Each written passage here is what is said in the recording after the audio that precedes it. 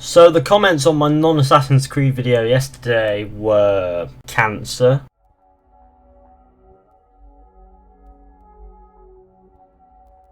So hey everybody, welcome to another video, and in this one I decided why not talk about my 5 favourite villains in Assassin's Creed. Because yesterday you all wanted an Assassin's Creed video like mad. So for all of you precious few who couldn't stand that I was making a non-AFC video, today's video is Assassin's Creed, so there's no need to get upset. As always, this video is of course in my opinion. If you disagree or have any more to add down below in the comments of people that you really liked or whatever, then that's what the comments are there for. Surprisingly, this one is from Syndicate, so we have Maxwell Roth. In Assassin's Creed Syndicate, Roth was the only real villain that I actually liked. In fact, it's far enough to say that Roth was the only villain that I liked in Syndicate and Unity. Maxwell Roth was quite surprising in Syndicate because of how his character just didn't give a toss. He was a savage. He didn't care who he hurt. If they got in his way, he fucked them up. He also gave Jacob a different perspective on his destructive path, because Roth was quite destructive, as was Jacob, and when Jacob saw how Roth being destructive affected people, he realised that his destructiveness could affect people in the exact same way, which hence caused his sort of development later on that we don't get to see in Syndicate. But we know that by the Jack the Ripper DLC's events, Jacob has become more discreet and less destructive, making Maxwell Roth actually a key character in Syndicate's story, because how else would you explain Jacob's maturity by the events of Assassin's Creed Syndicate's DLC? On top of his key point there, Roth is nutty as a fruitcake, and he's not afraid to show it. Unlike most recent villains, Roth is one of the few that I have gained an appreciation for. Next up, we do in fact have everybody's favourite spoiled brat, Vieri de Pazzi.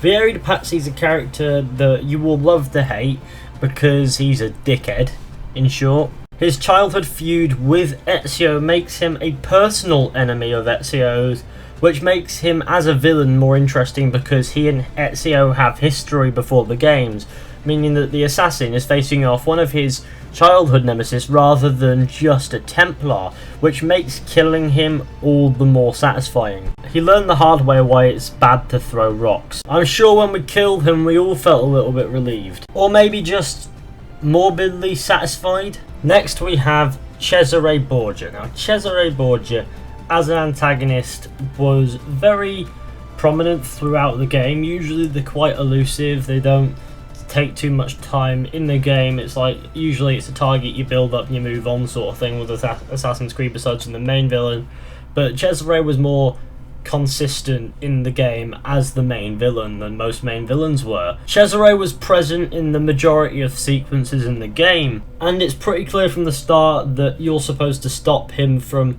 attempting to conquer Italy and essentially keep the people of Rome oppressed. Cesare was essentially another villain that you'd love to hate. As with the majority of villains in Assassin's Creed, they're just your enemies because that's what they are, they're not necessarily evil.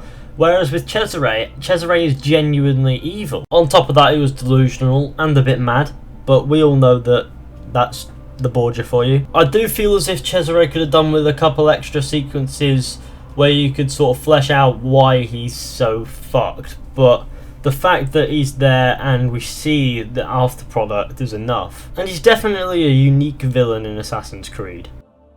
Next up, we do of course have Al-Mualim from Assassin's Creed 1.